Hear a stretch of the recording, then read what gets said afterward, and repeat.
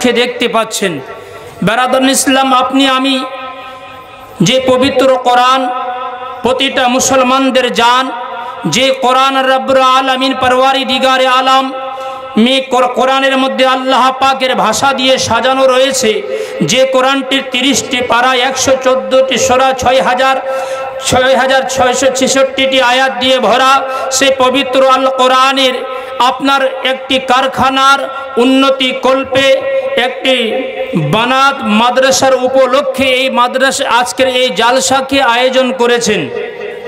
আমরা সবাই জানি বেরাদান ইসলাম, এই পবিত্র আল কোরআনের পাওয়ারটা এত বড়।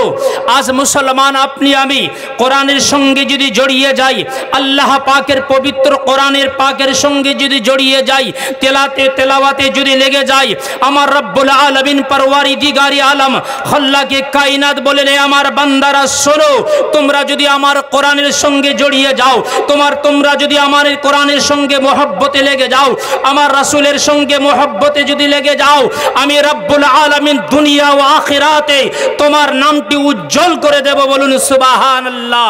বেরাদান ইসলাম, এই যে পবিত্র কোরআন আজ আমরা অনেকে পড়তে জানি না, কিন্তু রব্বুল আলামিন যে কোরআনকে দুনিয়ার বুকে পাঠালেন, আপনার আমারও আসার একটা ডেট অফ বার্থ রয়েছে।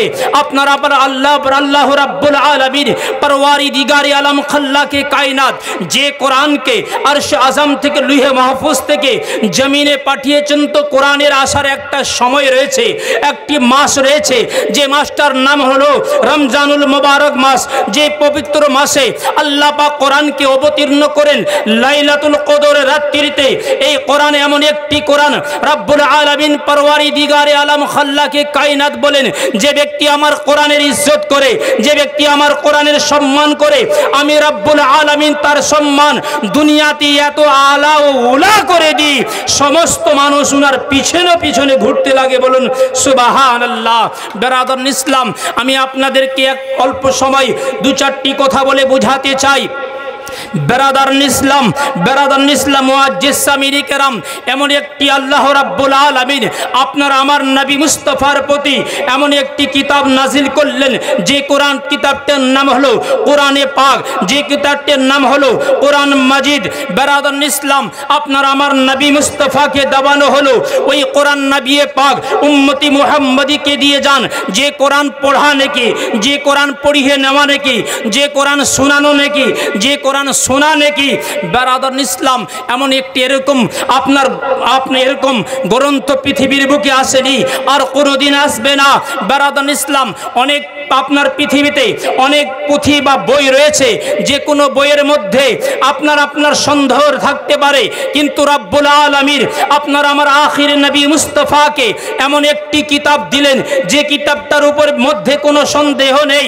অনেক কিতাব লেখার পরে আপনার ভুলের জন্য, আপনার ভুল যদি থাকে ভাই আমাকে জানিয়ে দেবেন, কিন্তু রব্বুল আলামিন এমন একটি কিতাব আপনার আমার মাঝে দিলেন, যে কিতাবটার প্রথম অবস্থায় লেখানো রয়েছে যালিকাল কিতাবু লা রাইবা ফিহি, এই কিতাবের মধ্যে কোনো সন্দেহ নেই।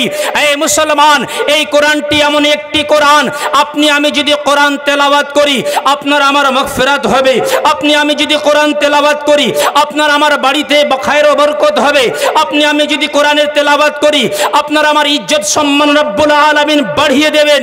যদি বলেন কেমন করে, একটি গাছ আমরা দেখেছি, একটি গাছের আপনার কাঠ থেকে চেয়ার তৈরি হয়, একটি গাছের কাঠ থেকে আপনার কি বলে টেবিল তৈরি হয়, একটি গাছের টুকরা থেকে আপনার কি বলে খাট তৈরি হয়, কিন্তু 1 ফিটের একটি টুকরার দ্বারাই একটা রেহেল তৈরি হয়, যে রেহেলের উপরে আপনার কোরআন রেখে তেলাওয়াত করানো হয়।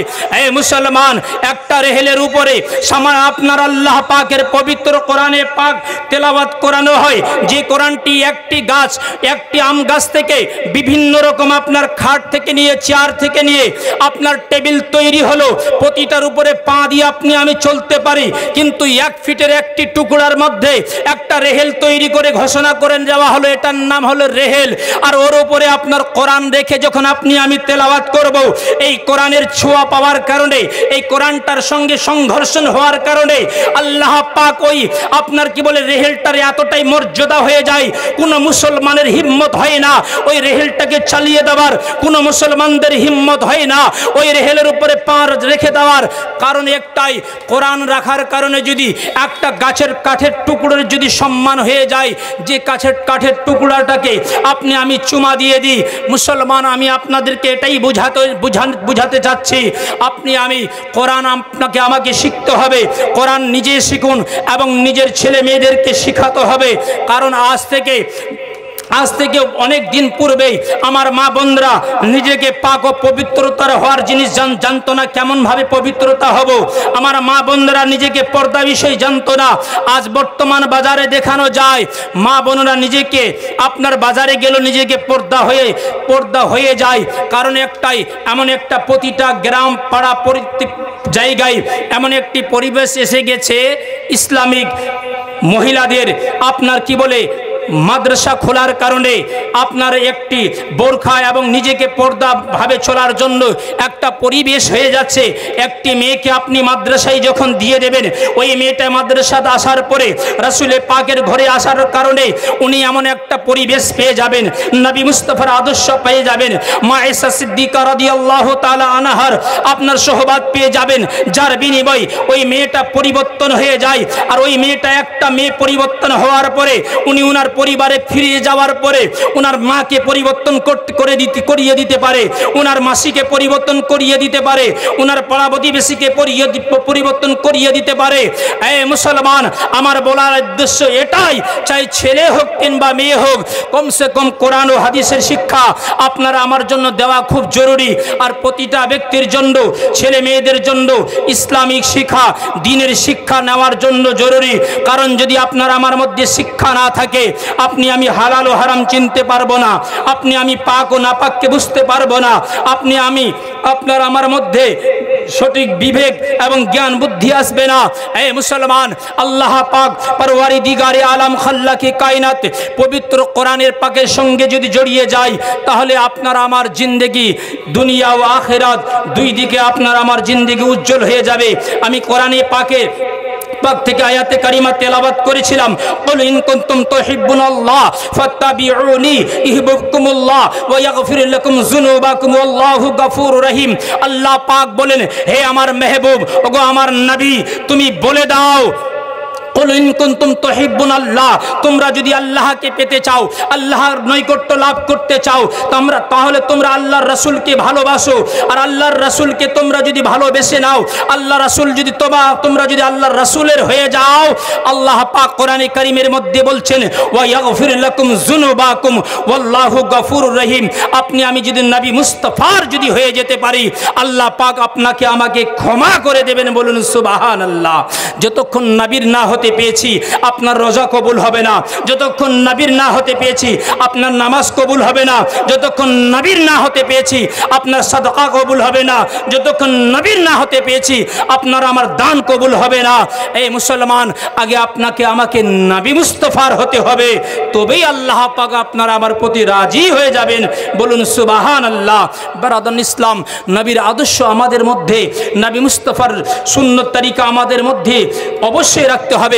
কারণ আপনি আমি নবী মুস্তাফার প্রতি দরুদ পড়নে वाला, আপনি আমি নবী মুস্তাফার প্রতি সঙ্গে মোহাব্বত রাখনে वाला যে ব্যক্তি দুনিয়ার বুকে বেশি বেশি করে নবী মুস্তাফার প্রতি দরুদ ও সালাম পেশ করবেন, ওই ব্যক্তিকে হাসরের ময়দানে নবী মুস্তাফার নিকটে বেশি হবেন। বারাদান ইসলাম, আমি আর আমার বক্তব্য লম্বা করব না, কারণ বক্তা সাহেব উনি উপস্থিত হয়েছেন। আপনারা ওনার পবিত্র জবান থেকে কিছু হাদিস ও কোরআনের আলোচনা শুনবেন।